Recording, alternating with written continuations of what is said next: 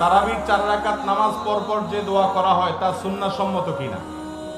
তারাবির নামাজের 4 রাকাত পর পর একটা দোয়া পড়া হয়, সুবহানাজিল মুলকে ওয়াল মালাকুতে, এরপরে আরো শেষে কি কি আছে আমার পুরো জানা নেই। এই যে 4 রাকাত পর পর দোয়া, এই দোয়া কোনো সুন্নাহ সম্মত দোয়া না। তারাবির নামাজ, এই নামাজটা কি আমাদের বাপদাদারা শুধু বাংলাদেশে পড়ছে না আমাদের নবীজিও পড়ছেন? সাহাবীরা পড়ছেন না পড়েন নাই?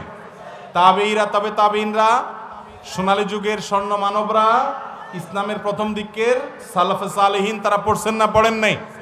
যদি পড়ে থাকেন, ওনাদের তারাবির 4 রাকাত পর পর কোনো প্রকার দোয়া পড়েছেন বলে কোনো হাদিস থেকে আমরা জানি না, এরকম কোনো হাদিস নাই।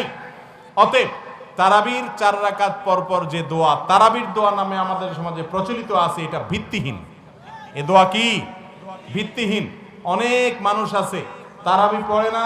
ভাই তারাবি কেন পড়তে যাও না? বলে যে তারাবির দোয়া মুখস্থ হয় নাই, এখনো দোয়া মুখস্থ হয় নাই, সেজন্য সে তারাবি পড়ে না। অথচ এই দোয়ার সাথে তারাবির কোনো সম্পর্ক, এই দোয়া আমরা, এই দোয়া তারাবির দোয়া নয়। এটা দোয়ার অর্থ ভালো, এই দোয়ার অংশ বিভিন্ন বর্ণনায় বর্ণিত আছে, কিন্তু তারাবির 4 রাকাত পড়ার জন্য, 4 রাকাত পর পর পড়ার জন্য এই দোয়া নয়। নবী সাল্লাল্লাহু আলাইহি ওয়াসাল্লাম তারাবির 4 রাকাত পর পর এটা পড়তেন না। তার থেকে এরকম বা সাহাবীদের থেকে কোনো বর্ণনা পাওয়া যায় না। ইবাদত করতে হবে কার নিয়ম অনুযায়ী? রাসূলের নিয়ম অনুযায়ী। আল্লাহ তাআলা তার রাসূল সাল্লাল্লাহু আলাইহি ওয়াসাল্লামকে কেন দিয়েছেন? যেন তাকে দেখে দেখে আমরা আল্লাহর সব নির্দেশগুলো মানতে পারি। আল্লাহর নির্দেশ মানতে হবে রাসূলের পদ্ধতি অনুযায়ী। রাসূল হলেন মডেল। আল্লাহ বলেছেন তোমাদের জন্য, রাসূলের জন্য মধ্যে রয়েছে উত্তম আদর্শ, উত্তম মডেল। তো তার নিয়ম বাদ দিয়ে নিজের মন গড়া নিয়মে করলে সেটা কি সওয়াব হবে না গুনাহ হবে? বিদায় তারাবির পরপর 4 রাকাতের পরপর কোনো দোয়া নাই। আপনি এই টাইমে জিকির আজকার কিংবা দোয়া কিংবা আল্লাহর কাছে কিছু চাওয়া কিংবা বসে থাকা কিংবা একটু পানি খাওয়া কিংবা একটু পেশাব ওযু করা বা একটু রেস্ট করা, মূলত তারাবির 4 রাকাত পরপর যে অফ যায়, একটু সময় দেওয়া হয়, এটা রেস্টের জন্য। যে টানা 20 রাকাত পড়লে কষ্ট হয়ে যাবে, একটু রেস্টের জন্য দেওয়া হয়। সেখানে আপনি সুবহানাল মুলকে যদি টান দেন, রেস্ট হবে না, আরো পরিশ্রম হবে। তাহলে তারাবির 4 রাকাতের পরপর কোনো দোয়ার কথা কোরআন বা হাদিস থেকে প্রমাণিত নয়। এরপরে প্রশ্ন হলো, যাকাত কি রমজান মাসেই আদায় করতে হবে? ভাইরা আমার, আমাদের সমাজে অনেক মানুষ মনে করে যাকাত রমজান মাসে দিতে হয়। এটা এ অর্থে ভুল যে রমজান মাসেই শুধু যাকাত দিতে হয় বা যাকাত আদায়ের মাস রমজান মাস, এরকমটি মনে করলে সেটা সঠিক নয়, এটা ভুল। তবে হ্যাঁ, রমজান মাসেও যাকাত আদায় করা যায়। যাকাতের সম্পর্ক হলো একজন ব্যক্তির যাকাত বর্ষের সাথে। যাকাত বর্ষ কি? যাকাত বর্ষ হলো আপনাকে আল্লাহ তাআলা যাকাত দেওয়ার মতো সম্পদের মালিক বানাইছেন যখন পরবর্তী বছর ওই টাইম আপনার যাকাত বছর পূর্ণ হবে। কথার কথা, আমি জিলহজ মাস, কোরবানির ঈদের যে মাস, এই মাসে আমি যাকাত দেওয়ার মতো নেশাব পরিমাণ সম্পদের মালিক হইছি। 595 গ্রাম রূপা কিনতে যে পরিমাণ টাকা বা সম্পদ লাগে, এই পরিমাণ সম্পদের মালিক আমি হইছি জিলহজ মাসে। তাহলে পরবর্তী বছর জিলহজ মাসের একবারে শুরুতে, অর্থাৎ এই বছর শেষে পরবর্তী বছর জিলকদের শেষ হওয়া মানে, জিলকদ শুরু শেষ হয়ে জিলহজ শুরু হওয়া মানে আমার যাকাতের অর্থ বছর কমপ্লিট হওয়া। তাহলে আমি পরবর্তী বছর ওই টাইমে যাকাতের হিসাব করব।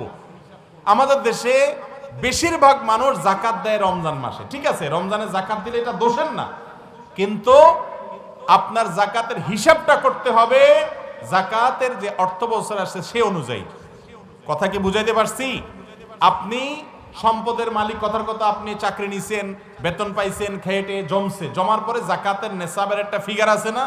এই ফিগার হওয়ার পর সেটা যখন হয়েছে পরবর্তী বছর ওই টাইমে আপনার যাকাত আপনার উপর আবশ্যক হবে। এটা প্রত্যেক ব্যক্তির আলাদা আলাদা হবে। আমার যাকাত বর্ষ একরকম, ওনারটা আরেক রকম হইতে পারে, ওনারটা আরেক রকম হইতে পারে, কিন্তু যাকাত আগে দেওয়া যায়। কথার কথা, জিলহজ মাস হইতে এখনো 3 মাস বাকি, আমি এখন থেকে হিসাব করে যদি যাকাত দিয়ে দেই, এটা দেওয়া যায়, আগে দেওয়া যায়।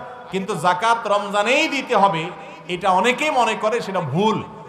রমজানেই শুধু যাকাত দিতে হবে এমন কথা নয়। যাকাত সারা বছর ধরে দেওয়া যায়। রমজানে গরিব মানুষের যাতে রোজা রাখতে পারে, ঈদ পালন করতে পারে, সেজন্য আপনি সহায়তা করলেন, সেটা ভালো কাজ। আর শুধু যাকাত নয়, রমজানে যাকাত দেন, পাশাপাশি আপনি রমজানে সাধারণ দান করেন প্রচুর পরিমাণে, বরং যাকাত এটা তো আপনি সারা বছর দিতে পারবেন, কিন্তু রমজানে দানের যে সওয়াব এটা সারা বছর আপনি পাবেন না। এই জন্য সাধারণ দান দক্ষিণা করেন গরিব দুঃখীকে, আত্মীয় স্বজনকে, এবং মানুষকে যাতে রোজা রাখতে পারে, ঈদ উদযাপন করতে পারে। বাচ্চা জন্মের পর 40 দিন পর্যন্ত বাচ্চাকে একা ঘরে রাখা হয় না। ইসলামের দৃষ্টিতে এটা কতটুকু যুক্তিযুক্ত জানতে চাই। বাচ্চা জন্মের পর 40 দিন বাচ্চাকে একা রাখা হয় না, ঠিক আছে? তো এখানে তো ইসলামের দৃষ্টিকোণ না, এখানে বিষয়টা হলো বাচ্চা জন্মের পর একা একা রাখলে তো বিপদ হতে পারে, একা একা রাখবে কেন তাকে?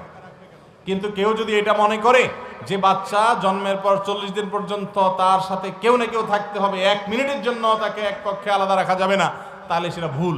এই কথা কোরআন হাদিসে কোথাও নাই, এটা কুসংস্কার। কথা কি বুঝাতে পারছি? বাকি এমনি বাচ্চার যাতে কোনো বিপদ না হয়, তার জন্য অসুবিধা না হয়, সেই জন্য তার আশেপাশে কেউ না কেউ থাকা, এটা তো ঠিক আছে। এটার সাথে সাধারণ বিবেকের প্রশ্ন জড়িত, ইসলাম নয়, ইসলামের বিষয় না এটা। আমরা বাচ্চার সেফটির জন্য, নিরাপত্তার জন্য তার আশেপাশে তার দাদি, নানি, দাদা, খালা বা ফুফু, মা, বাবা কেউ না কেউকে রাখার চেষ্টা করি। বাকি কেউ না কেউ থাকতেই হবে, 1 সেকেন্ডের জন্য সরা যাবে না 40 দিন পর্যন্ত, এমন কোনো কথা কোরআন হাদিসে নাই। মানুষ মৃত্যুর পর 40 দিন পর্যন্ত তার রূহ বাড়িতে ঘোরাঘুরি করে, আর 40 দিন পর প্রতি বৃহস্পতিবার সন্ধ্যায় বাড়িতে রূহ আসে এবং শুক্রবার জুমার পর চলে যায়। বাড়ির সবার কাছে দোয়া চায়, দোয়া না পেলে নিজেই বদদোয়া করে চলে যায়। এ বিষয়ে জানতে চাই ভাই। এরকম অনেক বিষয় আমাদের সমাজে প্রচলিত আছে, এগুলো সব ভিত্তিহীন, মন গড়া এবং সম্পূর্ণ কুসংস্কার। ইসলামে এরকম কোনো বিশ্বাস নাই যে মরা মানুষ মৃত্যুর পর তার রূহ আবার আসে। ভাই, মৃত্যুর পরে ওই বেচারা তার হাল নিয়ে ব্যস্ত, আপনাদের দেখতে আসার টাইম তার আপনাদের মতো এরকম অর্থহীন টাইম নেই। দুনিয়াতে থাকতে ফাউল, অযথা সময় নষ্ট বহুত করছে সে আপনার মতো হয়তোবা, কিন্তু মৃত্যুর পর এখন সে নিজেকে নিয়ে ব্যস্ত হয়ে গেছে। যদি সে জান্নাতি হয় তাহলে সেই নেয়ামতে আছে, জাহান্নামী হলে সেই নেয়ামতে তার সে শাস্তিতে আছে। সে আইসা আপনাদেরকে সালাম করবে, দোয়া করবে, বদদোয়া করবে, চাইবে, ফুর্তি ফার্তা করবে। এত ফ্রি আর নিরিবিলি সে আছে, এটা মনে করার কোনো কারণ নাই। মানুষ মৃত্যুর পর আর রিটার্ন করার, কাম ব্যাক করার, ফিরে আসার কোনো সুযোগ আছে না নাই? নাই। হিন্দু ধর্ম মতে এই ধরনের বিভিন্ন কথা আছে, কিন্তু ইসলামে এরকম কোনো কথা আমরা অনেক সময় আমাদের পার্শ্ববর্তী হিন্দু ভাই বোনদের সাথে থাকতে থাকতে বা তাদের অনেক কালচার আমরা নিজেদের মনে করে আমাদের মধ্যে ধারণ করে ফেলেছি। এরকম বিষয়গুলোর মধ্যে থেকে এটা একটা। তাদের বিশ্বাস তাদের কাছে, তারা তাদেরটা বিশ্বাস করুক, সেই হিসাব তারা আল্লাহর কাছে দিবে। বাট আমরা অ্যাজ এ মুসলিম, আমাদের জন্য এরকম কোনো কথা কোরআন হাদিস বলে নাই যে মরার পরে বৃহস্পতিবার হলে রূহ আসে, শুক্রবার হলে চলে যায়, যাওয়ার সময় দোয়া চায়, দোয়া না করলে বদদোয়া দেয়। কি সুন্দর বানায় জাল হাদিস বানাইছে। আল্লাহ হেদায়েত দান করুক যারা সমস্ত কথা বানাইছে। এই ধরনের বিশ্বাস রাখলে সেটা ইমানের সাথে ক্ষতিকর হবে। মৃত্যুর পর আর রূহ কখনো ফিরে আসার সুযোগ নাই। বর্তমান নতুন প্রজন্ম মোবাইলে ফ্রি ফায়ার খেলায় আসক্ত, তাদের উদ্দেশ্যে কিছু বলেন। এই বিষয়ে বাস্তব হয়ে গেছে। মহিলারা মসজিদে নামাজ আদায় করতে পারবে কিনা? মহিলারা মসজিদে এসে নামাজ আদায় করতে পারবে, তবে বাসায় পড়াটা উত্তম। মসজিদে এসে নামাজ পড়তে পারবে, কিন্তু বাসায় পড়াটা উত্তম। নবী করিম সাল্লাল্লাহু আলাইহি সাল্লাম থেকে পরিষ্কার হাদিস বর্ণিত হয়েছে, লা তামনাউ ইমা আল্লাহি মাসাজিদ আল্লাহ। তোমরা আল্লাহর বান্দীদেরকে আল্লাহর ঘরে আসতে বাধা দিও না। আবার এই কথাও আছে, ওয়াবুয়ুতুহুন্না খায়রুল লাহুন্না, সম্ভবত আবু দাউদের হাদিস, ওয়াবুয়ুতুহুন্না খায়রুল লাহুন্না। তবে মেয়েদের জন্য তাদের বাসা বাড়িতে সালাত আদায় করাটা অধিক উত্তম মসজিদে পড়ার চাইতে।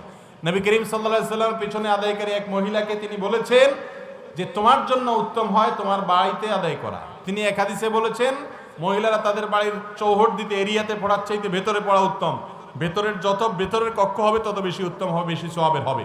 তবে বাজার ঘাটে, রাস্তায়, শহরে, বন্দরে, বিশেষ করে পাবলিক প্লেসগুলোতে, মার্কেটে যেসব মসজিদ আছে সেখানে অবশ্যই ছেলেদের পাশাপাশি মেয়েদেরও সালাত আদায়ের ব্যবস্থা থাকতে হবে। কারণ ডাক্তার দেখানোর প্রয়োজনে, ট্রিটমেন্টের কাজে, জরুরি কাজে তাদেরও বের হতে হয়, সফরে অনেক সময় যেতে হয়, তখন পাবলিক প্লেসগুলোতে মেয়েদেরও নামাজ পড়ার প্রয়োজন হয়। বিধায় তাদেরও সালাত আদায়ের ব্যবস্থা আলাদা করে তাদের মতো রাখা উচিত। যদি না রাখেন তাহলে একজন নামাজি তার স্ত্রী বা মা বোনকে সাথে নিয়ে গেলে তিনি মসজিদে প্রবেশ করবেন আর মহিলাকে বাহিরে দাঁড় করে রাখবেন, তার সেফটিরও সমস্যা। আর এটা কখনো ইসলামের নির্দেশ হতে পারে না যে মহিলা নামাজ পড়তে পারবে না। বাসায় এসে নামাজ পড়তে পারবেন কি পারবেন না, ওয়াক্ত থাকবে কি থাকবে না, অনেক ব্যাপার। এই জন্য মহিলাদের মসজিদে, মহল্লাতে, প্রতি মসজিদে মসজিদে মহিলারা নামাজ পড়বে না সে নির্দেশ নাই, তারা বাসায় পড়বে। তবে যদি কখনো মসজিদে পড়ার সুযোগ দরকার হয় তাহলে তাদেরকে কেউ মসজিদে নামাজ পড়তে বাধা দেওয়ার ক্ষমতা কারোর। কেউ বাজারে গেছে, আব্দুল্লাহ জাহাঙ্গীর আমাদের একটা কথা বলতেন যে মহিলারা যেভাবেই হোক তারা বাসার বাইরে চলে গেছে। এখন আপনি যদি বলেন যে না মসজিদে নামাজ পড়তে পারবা না, তাহলে তারা বাসায় ঢুকে যাবে, ব্যাপারটা এরকম না। ব্যাপারটা হলো নামাজ পড়বে না। তাহলে তারা নামাজ না পড়া ভালো না মসজিদে ঢুকে পড়া ভালো? এই জন্য অন্তত পাবলিক প্লেসগুলোতে অবশ্যই গুরুত্বের সাথে মেয়েদের জন্য নামাজের ব্যবস্থা থাকা উচিত। রোজা থাকা অবস্থায় মা বোনেরা রান্না করে, সে রান্না কেমন হয়েছে তা কি জিহ্বা দিয়ে স্বাদ বুঝতে পারবে কিনা? ভাইরা আমার, দরকারি প্রশ্ন। রান্না করতে গিয়ে শেফ, বাবুর্চি বা যারা রান্না করেন, মা বোন হতে পারেন, পুরুষরা হতে পারেন, তারা রান্নার লবণ বা মরিচ ইত্যাদি, মশলা ইত্যাদি, স্বাদ ইত্যাদি চেক করার জন্য জিহ্বার আগায় সামান্য একটু 1-2 ফোঁটা নিয়ে চেক করে আবার সাথে সাথে থুতুর সাথে ফেলে দিলে তাদের রোজা ভাঙবে না। এতটুকু চেক করলে রোজা ভাঙবে না। তবে বেশিরভাগ ক্ষেত্রে যেটা হয়, যারা নিয়মিত রান্না বাড়া করেন, 5, 10, 15 বছর ধরে রাঁধেন, তাদের রাঁধতে রাঁধতে একটা কি হয়ে গেছে, আইডিয়া, অভ্যাস হয়ে গেছে। তারা জানে যে কতটুকু লবণ মরিচ দিলে কি হবে না হবে। একান্ত প্রয়োজন ছাড়া এটা করার দরকারটাকে নিজেকে রিস্কের মধ্যে ফেলার, বাকি এটা জায়েজ আছে। এটা যদি কেউ করে জিহ্বায় নিয়ে থুতুর সাথে ভালো করে ক্লিয়ার করে ফেলে দিবে, তাতে তার রোজা হয়ে যাবে। এই রোজা ভাঙবে ব্যাপারটা সেরকম না। কথা কি বুঝাতে পারছি? এরপরে প্রশ্ন হলো, শবে কদরের রাতের নামাজের নিয়ম কি? শবে কদরের রাতের নামাজের কি নিয়ম? কয় রাকাত পড়বেন? প্রথম রাকাতে কোন সূরা পড়বেন, কতবার পড়বেন? দ্বিতীয় রাকাতে কোন সূরা পড়বেন, কত রাকাত পড়বেন? জানা আছে তো আপনাদের? জানা নাই? একজনও জানেন না? ইন্না লিল্লাহি ওয়া ইন্না ইলাইহি রাজিউন। হাজার হাজার মানুষের বিশাল সমাবেশ, আপনারা একজনের শবে কদর নামাজের নিয়ম জানেন না? এটা তো খুব খারাপ কথা ভাই, নিয়ম তো জানতে হবে। আচ্ছা আমি বলে দিচ্ছি। শবে কদরের নামাজের নিয়ম হলো, অন্য যে কোনো নামাজ যেভাবে পড়েন শবে কদরের নামাজও একইভাবে পড়বেন। এই হলো শবে কদরের নামাজের নিয়ম। এমন কোনো কথা নাই যে শবে কদরের নামাজে প্রথম রাকাতে সূরা ফাতিহার পর অমুক সূরা এতবার পড়তে হবে, দ্বিতীয় রাকাতে ততবার পড়তে হবে, এরকম কোনো কথা কোরআন হাদিসে। এগুলা মন গড়া বিভিন্ন সিস্টেম, বিভিন্ন পদ্ধতির কথা, বিভিন্ন আপনার বাজারে নামাজ শিক্ষার বই নামে অনেক বই আছে, সব বই না, কিছু কিছু বই আছে। এইসব বইতে শবে কদরের নামাজ এত রাকাত, প্রথম রাকাতের এই নিয়ম, দ্বিতীয় রাকাতের ওই নিয়ম, এরকম বিভিন্ন কথা বলা আছে। এগুলো সব ভিত্তিহীন, মন গড়া, এগুলো কোরআন হাদিসে নাই। কোরআন হাদিসে লাইলাতুল কদরে অন্য রাতের মতো আপনি নামাজ পড়বেন, একটু লম্বা সময় নিয়ে পড়বেন। যে কোনো রাতের নামাজ, তাহাজ্জুদের নামাজ লম্বা সময় নিয়ে পড়তে হয়। দীর্ঘ রাকাত, দীর্ঘ রুকু, দীর্ঘ সিজদা, আস্তে আস্তে তেলাওয়াত, আস্তে আস্তে তাসবিহ এবং সময় নিয়ে পড়বেন। 2 রাকাত করে পড়বেন। যে কোনো সূরা দিয়ে পড়তে পারেন। একবার পড়বেন না 2বার পড়বেন সূরা ফাতিহার পরে সূরা, এটা আপনার ব্যাপার। কোনো সূরা নির্ধারিত না। আপনি লাইলাতুল কদরের একটা জিনিস নির্ধারিত, সেটা হলো একটা দোয়া হাদিসে বর্ণিত হয়েছে। আম্মা জানা আয়েশা রাদিয়াল্লাহু তাআলা আনহাকে নবী করিম সাল্লাল্লাহু আলাইহি ওয়াসাল্লাম শিক্ষা দিয়েছেন, তুমি যদি লাইলাতুল কদর পাও তাহলে দোয়া করবা। কি দোয়া? আল্লাহুম্মা ইন্নাকা আফুউন তুহিব্বুল আফওয়া ফাআফু আন্নী। আল্লাহ আপনি ক্ষমাশীল, ক্ষমা করতে ভালোবাসেন, অতএব আমাকে ক্ষমা করে দেন। ক্ষমা করতে ভালোবাসেন, অতএব আমাকে ক্ষমা করে দেন। এই দোয়া পড়বেন লাইলাতুল কদরে। এছাড়া আল্লাহর কাছে যে কোনো দোয়া করবেন, 2 রাকাত করে নামাজ যতটুকু পারেন তৌফিকুল্লাহ পড়বেন। কোনো সূরা কেরাত নিয়ম নির্ধারিত নাই। সারা রাত আপনি দোয়া করবেন, ইবাদত করবেন। আর এই শবে কদর পাওয়ার জন্য, শবে কদরের ইবাদতের আশায় রমজানের শেষ রাতে, শেষ 10 রাতের সবগুলোতে, বিশেষ করে বেজড়গুলোতে বেশি বেশি করে করবেন। শুধু 27 তারিখকেই করবেন, অন্যগুলোতে ঘুমাবেন। এটা সুন্নাহ সম্মত লাইলাতুল কদরের তালাশ নয়। এরপরে প্রশ্ন হলো, হারাম থেকে বাঁচতে দ্রুত বিয়ে করতে চাই, কিন্তু বাসায় বলতে পারছি না, কিভাবে বাসায় জানাতে পারি এবং কোনো আমল আছে কিনা দ্রুত বিয়ে করার? ভাই, যুবকদের এই প্রশ্ন আজকাল অনেক বেশি। দেখুন, এই প্রশ্নের কমন উত্তর এর আগেও আমি অনেকবার দিয়েছি। সেটা হলো, আপনার বিয়ে প্রয়োজন, বিয়ে করা ছাড়া ঈমান আমল রক্ষা করতে পারছেন না, বাসায় মুরব্বিরে বলতে পারছেন না। তো আপনি কয়েকটা কাজ করেন। এক নম্বর হলো, যেই সব জায়গায় বেপরদান মেয়েদেরকে দেখার কারণে আপনার মনের ভিতরে বাজে চিন্তা আসছে, নিজেকে নিয়ন্ত্রণ করতে পারছেন না, সেই দেখাদেখির রাস্তাটা আগে বন্ধ করেন। সেই দেখাদেখির রাস্তাটা আগে বন্ধ করেন। উত্তরটা মন মতো হইল না। যদি বলতাম যে হ্যাঁ বাপেরা বিয়ে দিয়ে দেন, তাহলে বলতেন হ্যাঁ হুজুর ভালো। এখন আপনি চোখের গুনাহ থেকে নিজেকে আগে বাঁচান, তাহলে আপনি মনের ভিতরে যে জেনার কল্পনা হয় সেগুলো থেকে বাঁচতে পারবেন। আপনি পানি আসার রাস্তা রাখছেন, এদিক দিয়ে পানি সেচতেছেন, সারা জীবন পানি সেচে মাছ ধরা যাবে? আগে পানি আসার রাস্তাতে বন্ধ করতে হবে। অতএব চোখের জেনা হয় যেই সব জায়গায়, ফেসবুকে যেসব আইডি থেকে বা জিনিস আছে এগুলো ব্লক করেন, আনফ্রেন্ড করেন, আনফলো করেন, দরকার হলে অ্যাপ থেকে নিজে বের হয়ে আসেন। হারাম যেখানে যেখানে আসে, যেগুলো দেখে আপনার ভিতরে বাজে চিন্তা আসে, নিয়ন্ত্রণ করতে পারেন না, সেগুলো থেকে আগে সরে আসেন। এটা হলো এক নম্বর কাজ। বহু চেষ্টা করছেন, এবার আপনার বিয়ে ছাড়া উপায় নাই, বুঝলাম। তাহলে এবার যেটা করেন সেটা হলো ইনকাম করা শুরু করে দেন। একটা টিউশনি ধরেন, একটা চাকরি ধরেন, একটা উপার্জন ধরেন, কিছু কামাই রোজগার শুরু করেন। বিয়ে করতে মহরের টাকা লাগবে না? নাকি বাকি রাখি পরে বউর কাছে মাপ চাইবেন? এটা কোনো পুরুষ মানুষের কাজ? এ তো কাপুরুষের কাজ। পুরুষ মানুষ বিয়ের জন্য মহরের টাকা উপার্জন করবে, জমাবে, এরপরে বউরে একেবারে বান্ডেল ধরে টাকা দিবে বাঘের বাচ্চার মতো। কি বলেন? সব আপনারা মায়ের পুত বাপের পুত হইতে রাজি আছেন তো? বাপের বেটা হইলে তো কামাই রোজগার করবেন, মহরের টাকা ঠিক করবেন। মেয়ের বাপ মহর নিয়ে বেশি বাড়াবাড়ি করবে, বলবেন হবু শ্বশুর, বাবাজি এই টাকা আছে আমার কাছে, মহর আমি 10,000 20,000 দিতে পারবো, 30,000 এর বেশি দিতে পারবো না, না পারলে থাক আপনার মেয়ে, মেয়ের অভাব নেই। কিন্তু ধরবেন 20 লাখ, ধরবেন 10 লাখ, 10 টাকা আপনার পেটে পাড়া দিলেও বাইর হবে না। এটা কোনো মহরের সঠিক পদ্ধতি নয়। বিয়ে করা ছাড়া ঈমান আমল রক্ষা করতে পারছেন না, তাইলে আপনার জন্য দ্বিতীয় কাজ হলো উপার্জন শুরু করেন। উপার্জন, হালাল টাকা কামাই করেন, যাতে বিয়ে করে বোর ডাল ভাতের ব্যবস্থাটা করতে পারেন। কোন রকম ডাল ভাতের ব্যবস্থা হয়েছে, মোহরের ব্যবস্থা হয়েছে, এবার আপনি হিম্মত করে চাচা মিয়ার একটু দূরে থেকে বিয়ার প্রস্তাবটা দিয়েন। বলেন দূরে থেকে এই জন্য দিয়েন যে কাছে থাকলে যদি আবার মাইদ্দুর খান পরে আমার দোষ দিয়েন না। আর চাচা মিয়ারে যদি ডাইরেক্ট বলতে ইতস্তত বোধ হয়। সব বাপ একরকম না, অনেক বাপের সাথে ছেলে মেয়েরা ফ্রি, আবার অনেকের সাথে এতটা ফ্রি না। ফ্রি না হলে সেটা বলে মাইদ্দুর আর দৌড়ানি খায়েন না, বরং সেটা কোনো মুরব্বীকে দিয়া, সবচেয়ে ভালো হয় এলাকার ইমাম সাহেবের সাথে বাইল দেন, একটু চা পানি খাওয়ান, খাওয়াই ইমাম সাহেবরে বলেন হুজুর আপনি একটু আমার বাপের একটু ধরেন, একটু বুঝান, এবং এই কন্ট্রাক্টটা ওনাকে দেন যে ডিলটা আপনি সফল হয়ে আসেন, চাইনিজ খাওয়াই দিব আপনারে। ইমাম সাহেব যায় আপনার বাপের সুন্দর করে বুঝাইলো যে বাবাজি নবী করিম সাল্লাল্লাহু আলাইহি সাল্লাম বলেছেন ছেলে মেয়ে উপযুক্ত হলে তাদেরকে সময় মতো বিয়ে দিয়ে দাও, দেরি করে বিয়ে দিলে তারা যদি অপকর্ম করে সমাজে ফিতনা ফাসাদ হয়, দায় কিন্তু তোমার।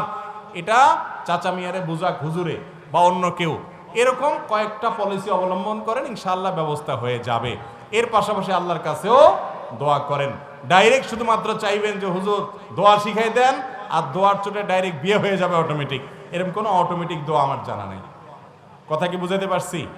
এর পাশাপাশি আল্লাহর কাছে নেক স্ত্রী, নেক স্বামী, এটা আশা করে দোয়া করবেন। সূরা ফুরকানের আয়াত নম্বর 74 বেশি বেশি পড়বেন, ইনশাআল্লাহ দেখবেন আল্লাহ তাআলা আপনার জীবনে উত্তম জীবন সঙ্গী সঙ্গিনী দিবেন।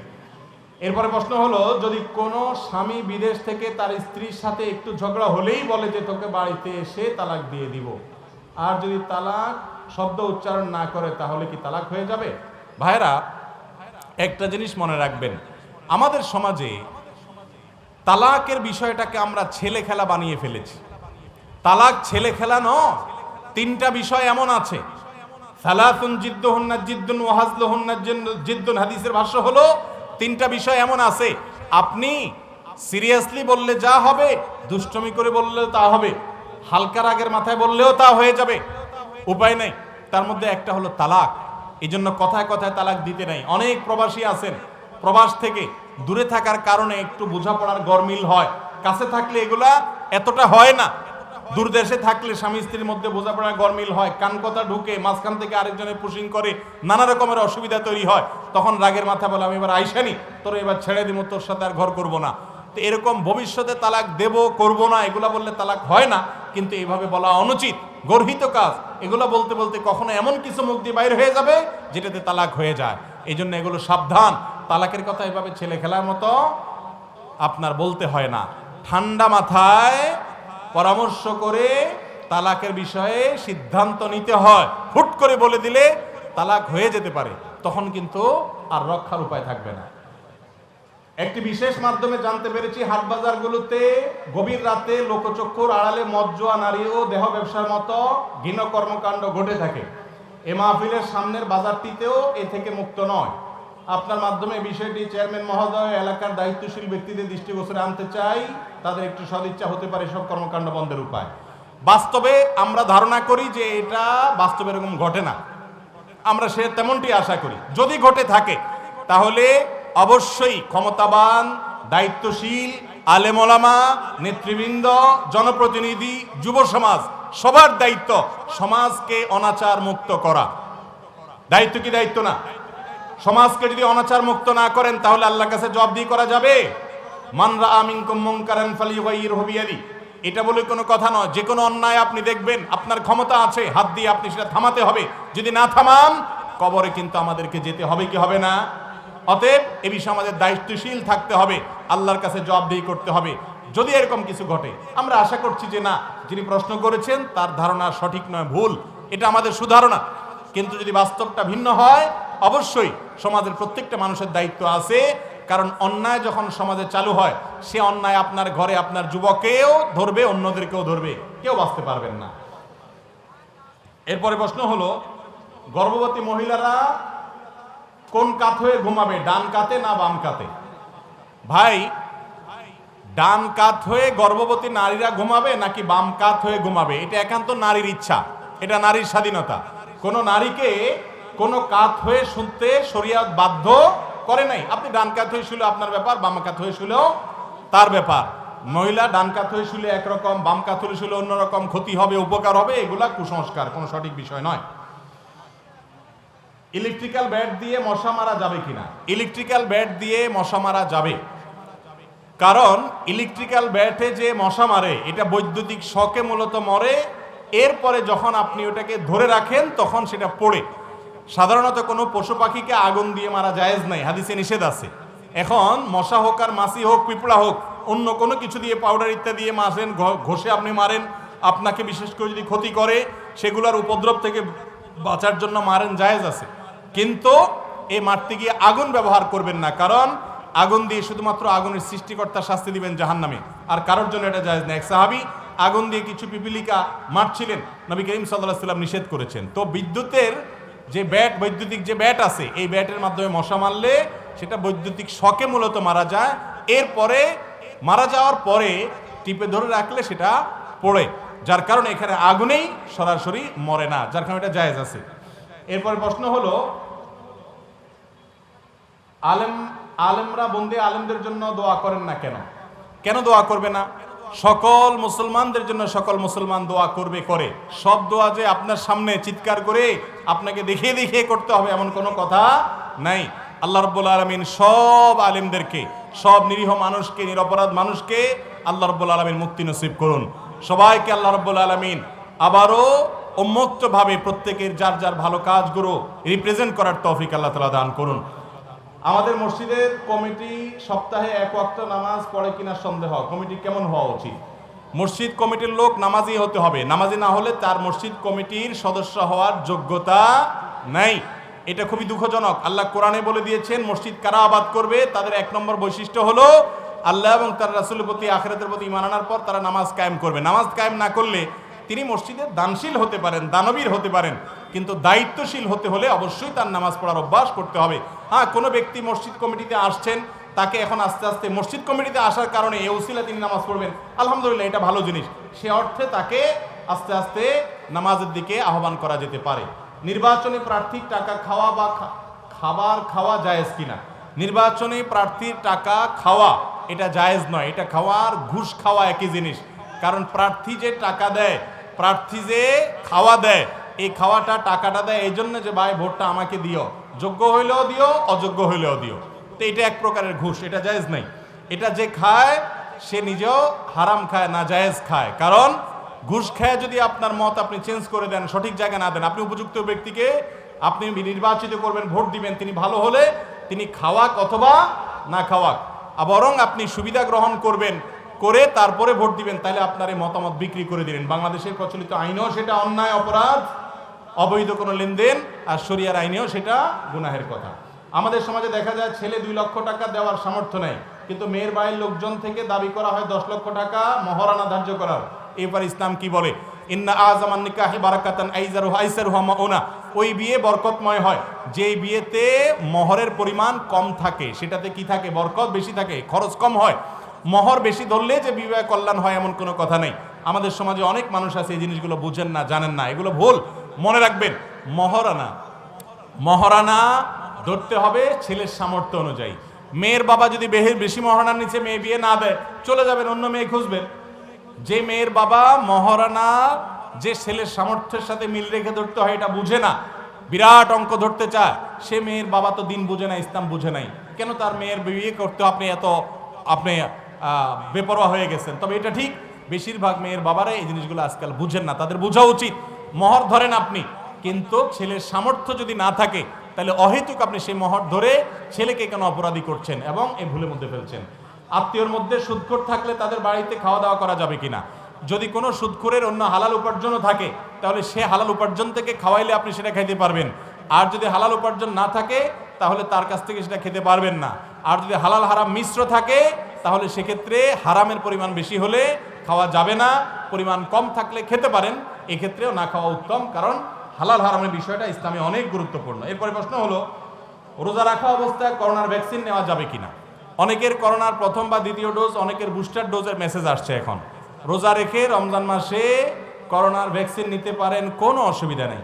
সারা বিশ্বের সমস্ত ওলামা একরাম একমত যে ভ্যাকসিন নিলে রোজার কোনো ক্ষতি হবে, কারণ এই ভ্যাকসিনটা আমাদের পেটে বা পাকস্থলিতে যায় না, এটা আমাদের মেডিসিন হিসাবে শরীরে থাকে।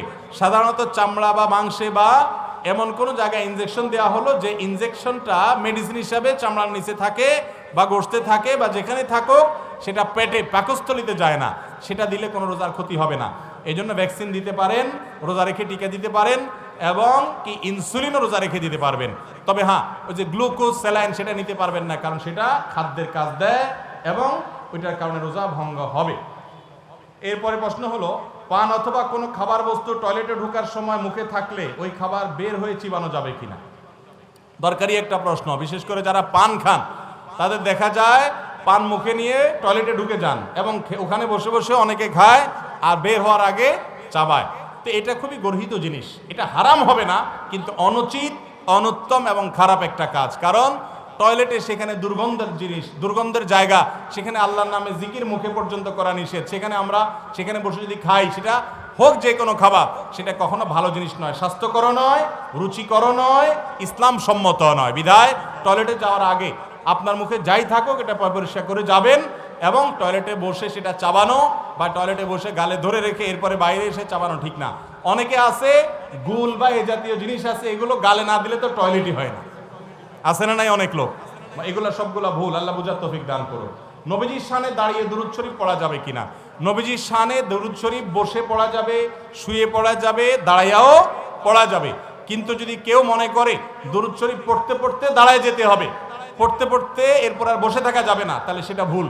কোরআন এবং হাদিসে কোথাও দুরূদ পড়ার জন্য দাঁড়াইতে হবে এরকম কোনো বাধ্যবাধকতা রাখা হয় নাই। নবী করিম সাল্লাল্লাহু আলাইহি সাল্লামের সময় সাহাবীরা দুরূদ পড়তেন, পড়তে পড়তে তারা দাঁড়ায় যেতেন, বাধ্যতামূলকভাবে আমাদের মতো সিস্টেমিক্যাল দাঁড়ানো, এরকম কোনো কথা পাওয়া যায় না। ইবাদতের বিশেষ কোনো পদ্ধতি নিজেরা বানিয়ে নিলে সেটা বিদআতে পর্যবসিত হয়। তবে হ্যাঁ, আপনি দাঁড়ানো অবস্থায় দুরূদ এমনি পড়তে পারেন, বসে যেমন পারেন সেভাবে, কিন্তু বসতে বসতে দাঁড়িয়ে যেতে হবে এমন কোনো কথা নাই। আজানের আগে মসজিদের মাইকে কোনো প্রকার দুরূদ পড়া যাবে কিনা? আজানের আগে দুরূদ পড়াটা হাদিস দ্বারা প্রমাণিত নয়। হাদিস দ্বারা প্রমাণিত হলো আজানের পর দোয়া পড়বেন যে আজানের দোয়া, আল্লাহুম্মা রাব্বা হাযিহিদ দাওয়াতি তাম্মা, তখন দুরূদ পড়বেন। এটা হলো দুরূদ পড়ার জায়গা। আমাদের দেশে অনেক জায়গায় দেখা যায় আজানের আগে মুয়াজ্জিন সাহেবরা আল্লাহুম্মা সাল্লি আলা মুহাম্মাদ, আসসালাতু আলাইকা ইয়া রাসূলুল্লাহ, আসসালাতু আলাইকা ইয়া নাবিয়াল্লাহ, এরকম অনেক কিছু পড়ে, আছে না নাই? তো এগুলো কোরআন হাদিস দ্বারা কোনো প্রমাণিত না। দুরূদ পড়তে হবে শেষে, যেটা হাদিসে শেষে পড়তে বলা হয়েছে ওটা আগে বানায় আনলে সেটা মন গড়া হবে, মন গড়া ইবাদতে নাজাত আসবে না। এর পরের প্রশ্ন হলো, মহিলারা পায়ের নখে গাছের মেহেদি দেওয়ার বিষয়ে ইসলাম কি বলে, হারাম নাকি হালাল? দেখুন, নখে মেহেদি দেওয়া এটা হালাল। তেল, এটা আমরা মাথায় ব্যবহার করি, তেল, সরিষার তেল বা বিভিন্ন অলিভ অয়েল বা বিভিন্ন তেল যেটা গায়ে ব্যবহার করার উপযুক্ত, মাথায় ব্যবহার করেন, সেই জন্য সেটাকে পায়ে দেওয়া যাবে না? যেই তেল মাথা ব্যবহার করবেন সেটা পায়ে দেওয়া যাবে না? সেটা যদি যায় তাহলে এই মেহেদিও মাথায় দিলে সেটা পায়ে দিতে অসুবিধা নাই। এরপরে প্রশ্ন হলো, আমি কি আমার বড় ভাইকে যাকাতের টাকা দিতে পারবো কিনা যদি তিনি ঋণগ্রস্ত বা অভাবী হয়ে থাকেন? উত্তর হলো পারবেন। বড় ভাই, বড় বোন, বোনের ছেলে মেয়ে, ভাইয়ের ছেলে মেয়ে, তারা যদি বড় হয় এবং তাদের মতো তাদের সংসার তারা চালাচ্ছে কিন্তু তারা গরিব অভাবী, যাকাত খাওয়ার মতো যদি হয়, তাদের যে উপার্জন আছে তা দিয়ে তাদের সংসার চলে না, কষ্ট হয়, তাহলে আপনি ভাই হিসাবে আপন ভাইকে যাকাতের টাকা দিতে পারবেন। বরং তাদেরকে বেশি দেওয়া উচিত অন্যদের চাইতে, কারণ তারা রক্ত সম্পর্কীয় আত্মীয়। কথা কি বুঝাতে পারছি? তবে আপনি বড় ভাই, আপনার বাবা মারা গেছেন, ছোট ভাই আছে বেঁচে, তাকে আপনি যাকাতের টাকা দিতে পারবেন না, কারণ ছোট ভাইয়ের দায়িত্ব তখন আপনার উপরে, আপনি তখন লালন পালন করতে হবে তাকে। যাকাতের টাকা দিতে পারবেন, ভাই বড়, তার সংসার আছে আলাদা বা প্রাপ্তবয়স্ক হয়ে গেছে, আপনি তাকে যাকাতের টাকা দিতে পারবেন যদি সে অভাবী হয়, হকদার হয় যাকাতের। অনেকে অ্যাপসের ওয়াক্ত হলে আজান দিয়ে দেয়, কিন্তু আমাদের দেশে এই সময় অনেক পরে আজান হয়ে থাকে। আমরা কি অ্যাপসের সময় অনুযায়ী সালাত আদায় করতে পারবো নাকি আজানের জন্য অপেক্ষা করবো? দয়া করে বলবেন। দেখুন, মোবাইল অ্যাপসে যে আজান হয় সে আজানটা সঠিক মতো হচ্ছে কিনা সেটা আগে দেখতে হবে, যে অ্যাপের টাইমিংটা আমাদের দেশের সূর্যাস্ত, সূর্য উদয়, নামাজের ওয়াক্তের সাথে মিল আছে কিনা, এটা 1 নম্বর চেক করতে হবে। 2 নম্বর চেক করতে হবে আপনার যে মোবাইলে অ্যাপটা আছে ওই মোবাইলের ঘড়ির টাইম ঠিক আছে কিনা, কারণ ওই ঘড়ির টাইম যদি ভুল হয় তাহলে তো আজান ভুল টাইমে দিবে। এই 2টা জিনিস চেক করার পর যদি দেখেন যে না সব ঠিক আছে, তাহলে অ্যাপের আজান অনুসরণ করে আপনি নামাজ পড়তে পারেন, আপনি ইফতার করতে পারেন, সাহরি করতে পারেন, কোনো অসুবিধা নাই। কথা কি বুঝাতে পারছি? আমাদের দেশে বা যেখানেই হোক, মুয়াজ্জিন আপনার এলাকাতে আজান 2 মিনিট 5 মিনিট পরে দিল, তো অ্যাপের আজান যদি টাইম মতো হয় আপনি ওইটাকে অনুসরণ করতে পারেন। যদি টাইম মতো না হয়, অনেক অ্যাপ আছে যে টাইম মতো হয় না, এই জন্য এটা চেক করে নিতে হবে। একদিন চেক করে নিলে এরপরে আপনি সেটা অনুসরণ করতে পারেন। রোজা ভঙ্গ হয় কোন কোন কারণে? রোজা ভঙ্গের প্রধান কারণ হলো খাদ্য বা পানীয় গ্রহণ করা বা এর সাদৃশ্য কোনো কিছু করা, স্ত্রী সহবাস করা, ইচ্ছাকৃত বীর্যপাত করা ইত্যাদি। রোজা রেখে দিনের বেলা স্বপ্নদোষ হলে রোজা ভেঙে যাবে কিনা? না, রোজা রেখে দিনের বেলা স্বপ্নদোষ হলে রোজা ভাঙবে না। স্বপ্নদোষ কারণ ইচ্ছায় হয় না, এটা ইচ্ছার বাইরে হয়। ইচ্ছার বাইরে কিছু হলে তার জন্য তার কোনো দায় দায়িত্ব ব্যক্তিকে নিতে হবে না, যার কারণে যদি স্বপ্নদোষ হয় তাতে রোজা ভাঙবে না। তবে গোসল ঠিকই ফরজ হবে, গোসল তাকে করতে হবে এবং রোজা সে কন্টিনিউ করবে যথারীতি। যাকাত দেওয়ার সুন্নাহ সিস্টেম কোনটি এবং কাদের উপরে যাকাত আবশ্যক? যাকাত ওই ব্যক্তিদের উপর আবশ্যক যাদের কাছে 52 ভরি বা 52 তোলা রূপা কেনার টাকা আছে। অন্য অর্থে বলতে পারেন 595 গ্রাম রূপার যে বাজার মূল্য কত হবে আমি জানি না, যে টাকা হবে ওই টাকা সমপরিমাণ টাকা যার কাছে আছে, 1 বছর যদি থাকে অথবা ব্যবসার মাল থাকে, তার উপরে যাকাত আবশ্যক হবে। আর যাকাত দিবেন এটা প্রকাশ্যে দিতে পারেন, কিন্তু যাকাত কোনো শাড়ি লুঙ্গি দিয়ে দিবেন না, যাকাত দিবেন নগদ টাকা দিয়ে। ফিতরা দিবেন খাদ্য দিয়ে, যাকাত দিবেন নগদ টাকা দিয়ে, আর আপনার ফসলের যাকাত দিবেন ফসল দিয়ে, যেটা যেভাবে আসছে এইভাবে দিবেন। যাকাতের নাম দিয়ে শাড়ি লুঙ্গি দিয়ে আমাদের দেশে আছে না নাই? এটা ভুল। আপনি শাড়ি লুঙ্গি দেওয়ার কে ভাই? যাকাতের টাকা গরিবের হক, গরিবরে বুঝাই দিবেন টাকা দিয়ে, তার টাকা দিয়ে সে শাড়ি লুঙ্গি কিনবে না আপেল কিনবে না ঔষধ কিনবে, এটা তার ব্যাপার, আপনি ঠিক করে দেয়ার কে? বুঝেন নাই কথা? এটা ভুল যে শাড়ি লুঙ্গি কিনে দেওয়া হয়। এরপরে প্রশ্ন হলো, প্রচলিত অর্থে মুফতি কাকে বলে এবং সঠিক মুফতি কাকে বলে একটু জানাবেন প্লিজ। ভাই, আমাদের দেশে প্রচলিত অর্থে মুফতি বলা হয় যারা আলেম হওয়ার পর, মাদ্রাসায় পড়ার পর 2 বছর 3 বছর বা 1 বছরের বিভিন্ন কোর্স আছে মুফতি হওয়ার, কিভাবে ফতোয়া লিখতে হয়, কিভাবে ফতোয়া দিতে হয়, তার মূলনীতি কি, এগুলোর উপর যারা পড়ালেখা করে ডিগ্রি অর্জন করে তাদেরকে মুফতি বলা হয়। আরব বিশ্বে সাধারণত মুফতি বলা হয় যারা অনেক বড় আলেম, একটা অঞ্চলে একজন বা একাধিক মুফতি থাকে, কয়েকজন মুফতি থাকে, এর বেশি না। গোটা দেশে একজন বড় মুফতি থাকে। আমাদের দেশে যে অর্থে মুফতির কথা বলা হয়েছে এই অর্থে তো অনেক মসজিদের ইমাম সাহেবই মুফতি, কিন্তু ধরেন সৌদি আরবের কথা বলেন, আপনি মিডল ইস্টে অনেক দেশের কথা বলেন বা পৃথিবীর অন্যান্য দেশের কথা বলেন, সেই সব বেশিরভাগ দেশগুলোতে দেখা যায় যে একটা বিশাল প্রভিন্স, একটা রাজ্যের একজন মুফতি থাকে, পুরো এলাকার সবাই মুফতি হয় না। এরপরে প্রশ্ন হলো তারাবির সাথে রোজার কি সম্পর্ক? তারাবির সাথে আসলে রোজার কোনো সম্পর্ক নাই। তারাবি একটা ইবাদত, রোজা আরেকটা ইবাদত। তারাবি যদি কেউ নাও পড়ে তারপরে সে রোজা রাখতে পারে। রমজান মাস ইবাদতের মাস এটা অনেকে বলে, তাহলে অন্যান্য মাস কি ইবাদতের মাস নয়? হ্যাঁ ভাই, রমজান মাস ইবাদতের মাস মানে রমজান মাস বেশি ইবাদতের মাস, শুধু রমজান ইবাদতের মাস, অন্য মাস ইবাদতের মাস নয়, এই অর্থে কেউ বলে না, এই অর্থে কেউ বলে না। ফরজ নামাজের পর সম্মিলিত মুনাজাত করা এটা ইসলামের নির্দেশ কিনা? খোলাসা উত্তর হলো নামাজের পর দোয়া কবুল হয়। প্রত্যেকে যার যার চাওয়া নামাজের পর আল্লাহর কাছে দোয়া করতে পারেন, চাইতে পারেন, এটাতে কোনো অসুবিধা নাই। কিন্তু এই দোয়ার জন্য সম্মিলিত রূপ দেওয়া, সম্মিলিত রূপ বুঝেন, যে আমরা যে রেডিমেড মুনাজাত বানাইছি, যে হুজুরের সাথে তুলবো, হুজুরের সাথে নামাবো, এবং প্রত্যেক নামাজের পরে এটাকে সিস্টেম বানিয়ে নিয়েছি, অনেকে এটাকে এমনভাবে বানিয়ে নিয়েছি যেন নামাজের অংশ, কোনো ইমাম সাহেব না করলে তার নামাজ চাকরি ছুটে যাবে এমন অবস্থা। তো এই নির্দেশ ইসলাম আমাদেরকে দেয় নাই। সালাম ফিরাইছেন, নামাজ শেষ, সালামের পরে আর নামাজের কোনো কিছু বাকি নেই। এরপরে যেটা আছে এটা হলো যে নামাজের পরে জিকির করবেন, দোয়া দুরুদ পড়বেন, হাদিসে আসছে সেগুলো পড়বেন। নামাজের পরে অনেকগুলো দোয়া দুরুদ, অনেকগুলো জিকির আছে, সেগুলো সব জানা আছে আপনাদের? বেশিরভাগ মানুষের জানা নাই, সেগুলো আমাদের জানতে হবে। এরপরে কারোর দোয়া করা লাগলে সে আলাদা করবে, সম্মিলিতভাবে দোয়া করতে হবে। এই সিস্টেম নবী করিম সাল্লাল্লাহু আলাইহি ওয়াসাল্লাম থেকে প্রমাণিত নয়। একটা সহজ সিস্টেম বলি, নামাজ আমাদের নবীজি সাল্লাল্লাহু আলাইহি ওয়াসাল্লাম নিজে একা পড়ছেন তা না, ইমামতি করে পড়াইছেন। উনি যতদিন বেঁচে ছিলেন ইমামকে ছিলেন, উনি নিজে ছিলেন। মদিনাতে হিজরতের পর 10 বছর ইমামতি করছেন, 10 বছরে প্রায় 18,000 ওয়াক্ত নামাজ পড়াইছেন, এবং তারপরে 4 খলিফা আরো 30 বছর ইমামতি করছেন। সেই 30 বছরে তারা এত বছর ইমামতি করে নামাজ পড়াইছেন। যদি নবী সাল্লাল্লাহু আলাইহি ওয়াসাল্লাম নামাজের পরে সাহাবীদেরকে নিয়ে, সবাইকে নিয়ে সম্মিলিতভাবে ট্র্যাডিশনাল আমাদের মতো দোয়া করতেন, তাহলে সেটা হাদিসের বইতে উল্লেখ থাকতো না? থাকতো না? থাকতো। এবার আসেন, ইসলামী ফাউন্ডেশন সব বাংলা করে দিছে। আপনি ইসলামী ফাউন্ডেশনের বা অন্য কোনো প্রকাশের বাংলা হাদিসের কিতাব খোলেন, নামাজ অধ্যায় খোলেন, আমাদের নবীজি নামাজের পর সাহাবীদেরকে নিয়ে, সবাইকে নিয়ে হাত তোলা, তার সাথে সবাই উঠানো নামানো, এই লেফট রাইট বা এই রেডিমেড দোয়া, রেডিমেড মুনাজাত তারা করছেন কিনা কোনো হাদিসের কিতাবে আপনি একটা হাদিসও পাবেন না। নাই, যেহেতু নাই, তাহলে আমরা বলবো যে দোয়াটা পার্সোনাল ইবাদত, দোয়াটা ব্যক্তিগত ইবাদত, যার যার মতো সে যা ইচ্ছা তা করবে, অথবা হাদিসে বর্ণিত দোয়া জিকিরগুলো শুধুমাত্র করবে। ভাইরা আমার, আমরা এই ট্র্যাডিশনাল দোয়ার মধ্যে এতটা অভ্যস্ত হয়ে গেছি যে ব্যক্তিগতভাবে দোয়া করি না। আবার অনেকে সম্মিলিত মুনাজাত নামাজের পরে নাই, এই কথা বলে, ঠিক আছে, নিজের জীবনে কোনো দোয়া নাই, এটাও ভুল। নিজের জীবনে দোয়া থাকতে হবে, দোয়াই হলো ইবাদত। আপনি জীবনে আল্লাহর কাছে দোয়াই করেন না, এটা কেমনে হবে?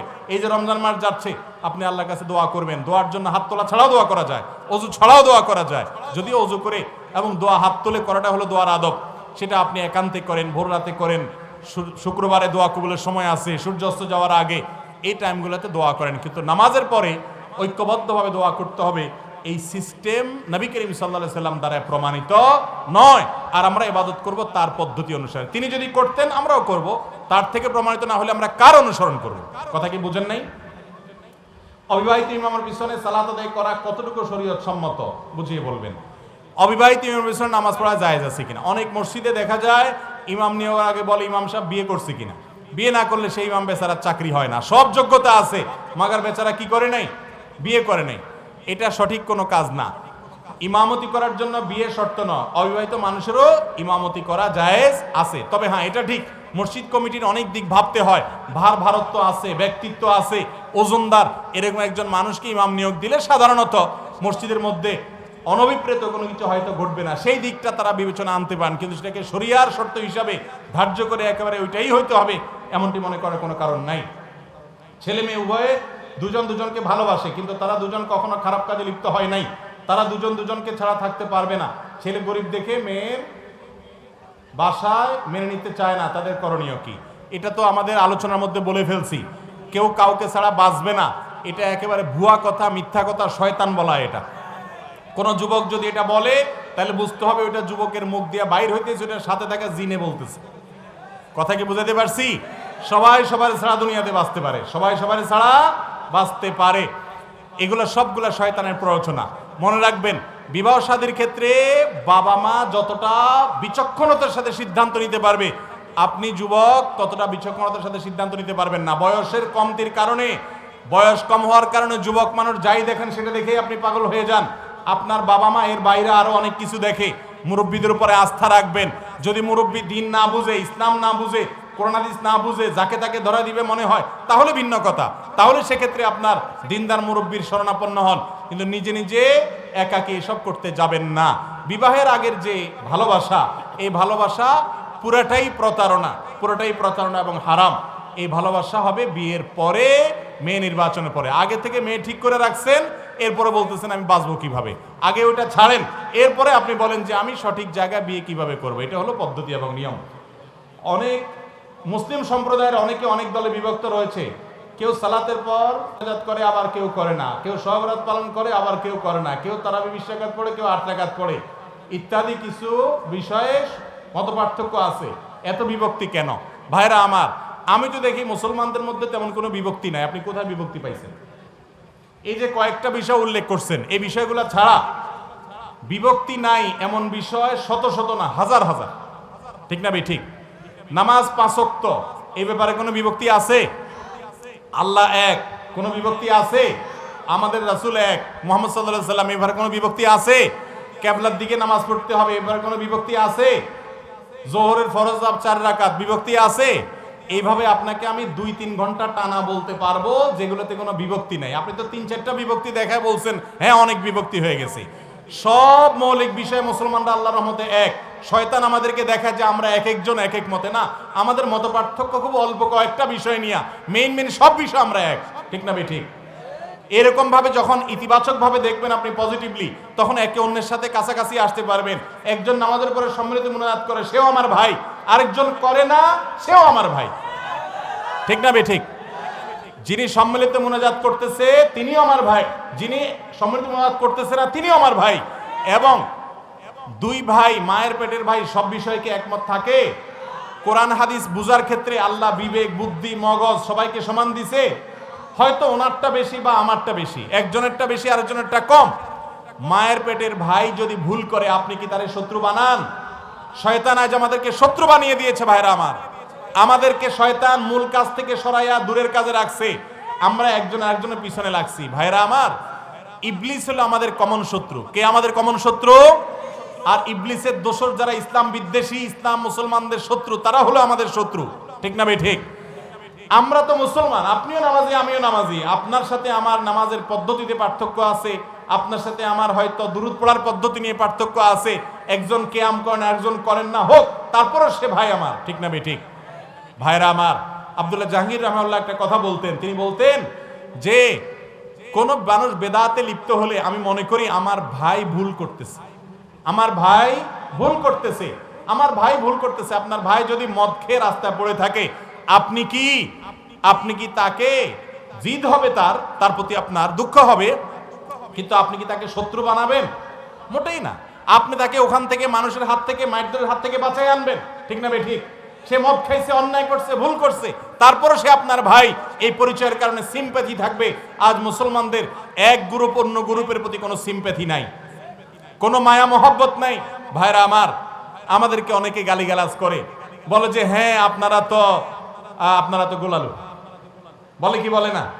আমরা বলি ভাই রে, যতক্ষণ পর্যন্ত কোরআন এবং সুন্নাত অনুসরণ করার চেষ্টা করে, হয়তো ভুল দলিল কেউ গ্রহণ করে বসে আছে কোনো ক্ষেত্রে, হয়তো বা কেউ কোনো ক্ষেত্রে ভুল জায়গায় আছে আমার মতে, ওনার মতে আবার আমি ভুল, সেই ব্যক্তি আমার শত্রু না, সে আমার বন্ধু, ভাই। তাকে আমি ভাই মনে করলে যদি গোলালু হই, আলহামদুলিল্লাহ, এটাতে কোনো অসুবিধা। আলুর মধ্যে গোলালুটাই সবচেয়ে দরকারি। মিষ্টি আলু আর গোলালু কোনটার দরকার বেশি? গোলালুর দরকার বেশি না? অতএব ভাইরা আমার, এর মানে এই না যে আদর্শিকভাবে দেউলিয়াপনার কথা বলছে। আপনার আদর্শ আপনি ঠিক থাকেন, কিন্তু বেসিক বিষয় যদি কোনো মুসলমান যদি কোরআন এবং সুন্নাহকে অনুসরণ করে, আহলে সুন্নাত জামাতের গণ্ডিতে থাকে, ওই ব্যক্তি আপনার শত্রু হতে পারে না। যত মত পার্থক্য থাকুক, শত্রু হতে পারে। আমাদের কমন শত্রু ইবলিস। এখন আমরা কি করি?